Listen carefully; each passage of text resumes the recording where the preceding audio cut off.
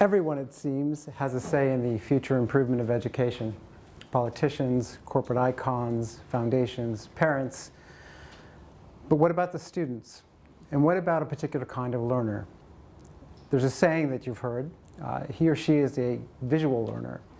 Well, it turns out that all of us are visual learners, and perhaps the future is asking of us to become visual thinkers.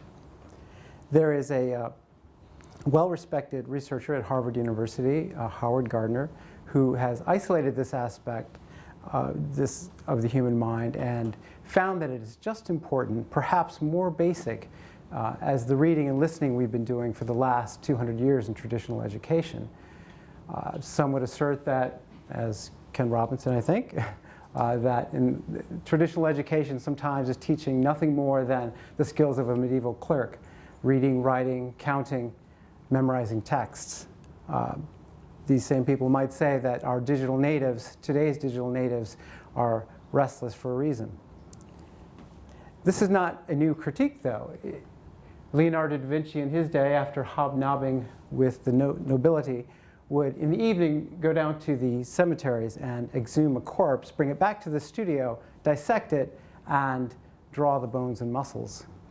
The wonder at what he found and what the information that he could contain in his drawings, I think, is exhibited in this note from the anatomical notebook. No one could hope to convey so much true knowledge without an immense, tedious, and confused length of writing and time, except through this very short way of drawing from different aspects. Perspectival drawing from life at this time was a revelation. It brought them a whole new way of seeing, a whole new way of thinking about the world, and a whole new way of conveying information. We are on the verge of a new era, I think. A new era tipping the playing field backward toward the visual learner. With increasing processor speeds, advance in 3D modeling, it's enabling advanced graphic visualization tools, increasingly intimate human-machine interfaces, and almost infinite data points. Together, these are transforming how we envision the world, how we think about the very nature of reality, even theoretical physics, and transforming how we communicate with each other. So for the next few minutes, I want to consider a very visual and tactile way of learning, and this kind of rich environment is only available within a digital environment, and I think it's something that every human mind can map and everyone can learn from. The new technologies are calling upon the old talents, visual and spatial reasoning, and they're feeling quite at home in the new world. This was the first, my foray into applications for children. My partner and I, Douglas Harsch, made this interactive book. It is about a Yo-Yo Ma who famously left his cello in the back of a New York taxi. There are puzzles and activities in the book that propel the story forward. The idea was to make it engaging enough that even pre-readers would want to stay with it. It features what I feel is some quality music and cultural spots in New York. Go ahead and give it a... Cabby Cat and the Missing Cello. The hound dogs steal the cello and they want to play jazz with it, but they don't know how to play it. In New York City, in the middle of town, is a big concert hall with a beautiful sound.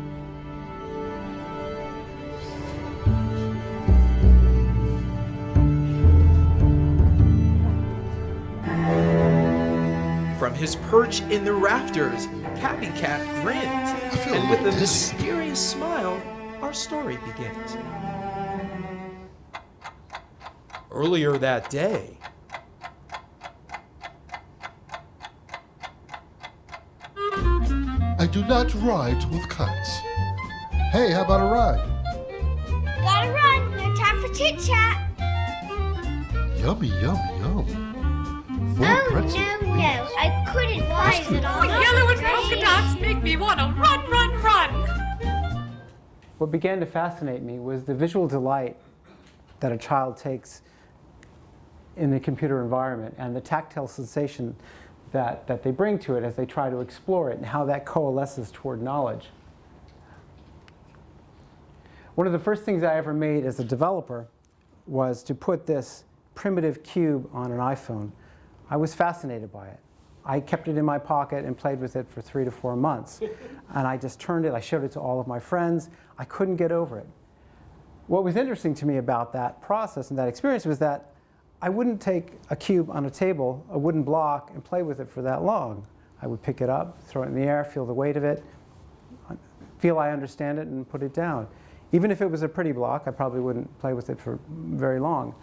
So what was it about this virtual cube that kept my interest?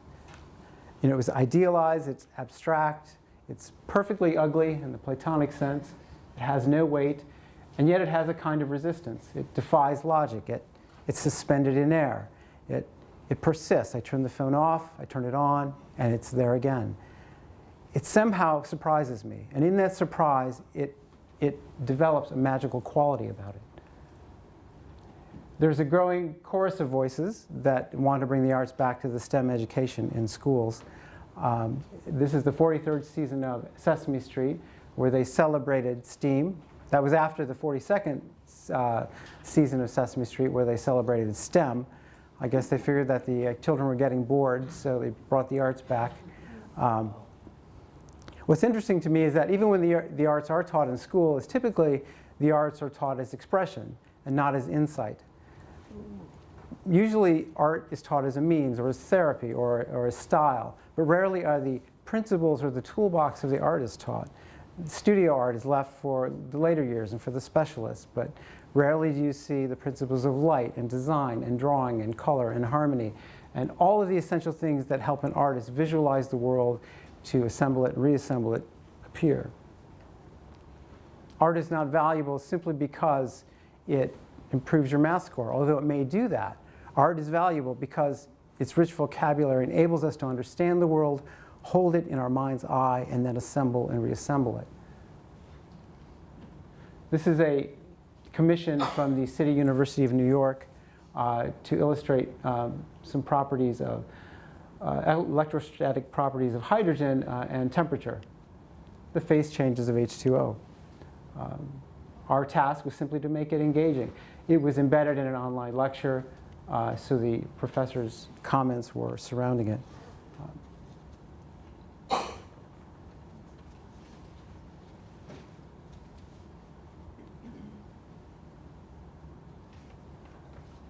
The idea with the animation was simply to have each element have a purpose and to continue to move according to the laws of physics.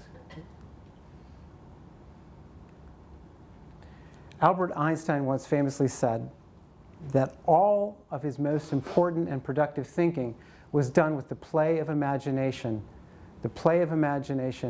in his mind. All of the most important and productive thinking that he did was with the play of images in his imagination. And only secondarily would he translate the product of his thought into words and mathematics so that other people could understand them. I find that astounding that one of the great minds of all time would sit and think through a thought experiment with images. He was the kind of kid who kept trying to picture what it would be like to ride alongside a light beam. And that kind of thought work eventually led him to the theory of general relativity in his 20s.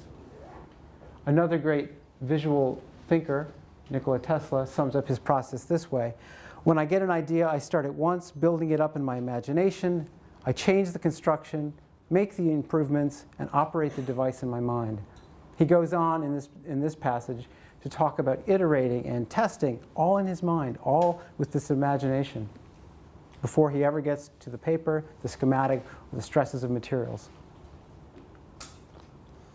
Visual and spatial reasoning, the tools of the artist, the primitive forms, are the creative connection between the let's find out of science and the what if of possibility. They're the connective tissue. This is an application for simple arithmetic. It's in a beta version. It's out on iOS and Android. And it it is scalable. It is the difficulty level can be set, and it's go ahead and play it. It's for it's set in the solar system with textures all from the NASA archive, and so everything is embedded in real imagery, and there are many facts about the solar system. And it's a skill builder, and it was the first step toward. So you try to work your way through the planets, hone your skill so that you can save planet Earth from the asteroid bombardment at the end. Of course, there are alien attacks. We all encounter.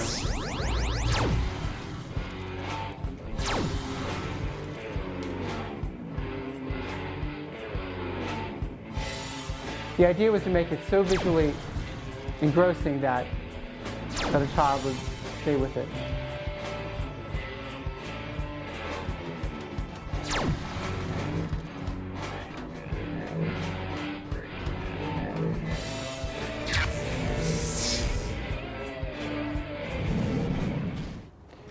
The multiplayer version is due soon, and this will have fractions and polynomials, and you will have the option to play as friend or foe with your partner.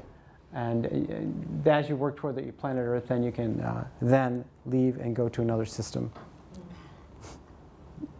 This was a targeted app for a science class. You can play it, and it's in double times. It's under construction, and it's meant to teach one simple thing: why are there seasons on the Earth? Even adults are often under the misconception that that is because of the orbit of the Earth around the Sun. That is not true. It has to do with the rotational angle of the planet. Children are meant to work through the different educational modules. There'll be assessments embedded in the game where teachers can put in their own questions. And at the end, the ship systems are enabled, and then the student is able to restore the proper angle to the Earth, and hopefully never forget it. So there's much to do to this one, but it's on its way, and I thought I would share some of it with you.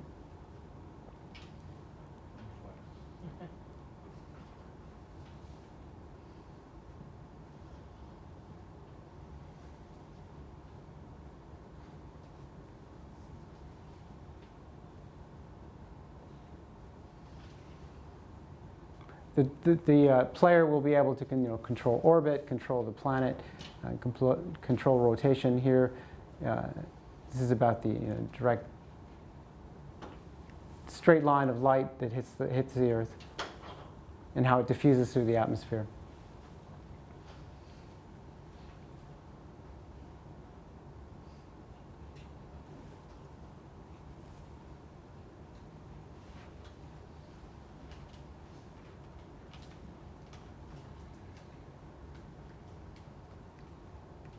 Oops, I'm sorry, went too far.